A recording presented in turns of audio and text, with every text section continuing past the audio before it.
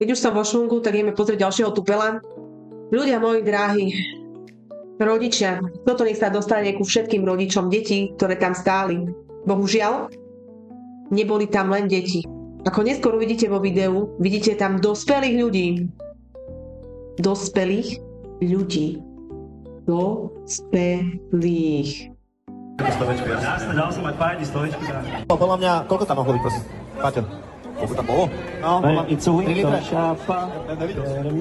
Tak on nerozdal všetky peniaze za náško. Koľko tam je flexov? Viem, stekuje asi 8 000 brákov, ale... ale cením, že tam máš kila a rozdávaš 10. Aj pájdi som rozdal brákov, aj pájdi hore. Joj, sa dal tak nám, že vás 10 dal takto 20. Čak, lebo Káčo vravel, že robím hudbu pre deti a mne sa strašne nedarí, vieš, nemám koncerty brákov, tam na p***u. Vieš, on by v tom jeho, ten fejkový horehronec by v tom jeho meste našiel 6 reperov, jak ja brácho, vieš. Takže ja dám ti aj kilečko, vieš, aby som ju p***.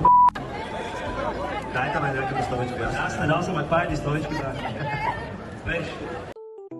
Dúfam, že toto rodičia týchto detí uvidia a otrieskajú si hlavu o stenu. Lebo takto vychovať svoje deti, aby išli na takéto stretnutie Final Challenge a ešte boli v prvej rade, kde ich natáčajú kamery, fotia si ich ľudia a natrčali tam ruky, pýtali od toho peniaze, tak toto je iná hanba. Aj pájdi som rozdal bráko, aj pájdi hore. A tuto tie dve dámy vzadu to nemyslia vážne. Buď boli oni zaplatené, jasné, že boli zaplatené, lebo mladej dal stovečku, ale naozaj vy stojíte v prvej rade a pýtate od tejto existencie peniaze? Joj, sa dal tak nám, že vás 10 dal takto 20. Ale všimnite si, tam je viacero dospelých ľudí. To nie sú jediné. Však tam sú chlapi dospelí. Vy nemáte robotu, vy nemáte čo robiť? Ak by som sa tam náhodou ocitla v tom obchodnom centre, kedy to je náhodou toto podujatie a ja o tom neviem, tak pol slova nepoviem, ale isto nestojím v tej prvej rade a isto nejdem ani k tomu davu.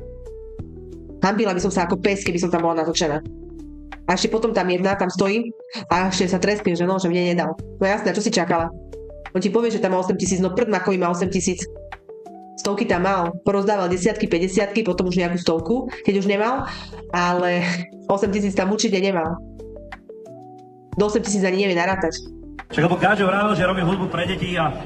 Jasné, že robí hudbu pre deti, prečo to robíš? Však tam pozrite sa tam aj od 8 rokov alebo od 7 ten chalan vpredu, čo je. Z McDonaldu ich dotiahli. Happy Mealy. Mne sa strašne nedarí, vieš, nemám koncerty brácho, mám na p***u. Vieš, on by v tom... Trkáte sa tam za tieto špinavé prachy. Jeho, ten fejkový horehronec by v tom jeho meste našiel 6 reperov, jak ja brácho, vieš. Tu si zakrývala mladá tvár, ale však smola. Takže Tak ja dám ti pýtajte. kilečko, vieš, aby som ju p***.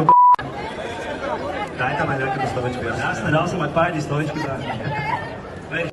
Ale prišla som teraz s teóriou, že možno tí ľudia, ktorí tam stoja, sú zaplatení kompas. A Flex King im chcel ukázať a zároveň samozrejme aj ušetriť peniažky na budúce, či tak im bude musieť zaplatiť týmto komparzistom, ktorí ho prišli pozrieť a povzbudiť. Ukážu to na všetkých sociálnych sieťach, tak potom tie budúce deti prídu tam vlastne zadarmo, lebo si budú myslieť, že Flexo im zase zaplatí za to, že tam prišli, alebo že zase bude rozdávať tieto peniaze. Ha! Perfektný biznis plán. Super.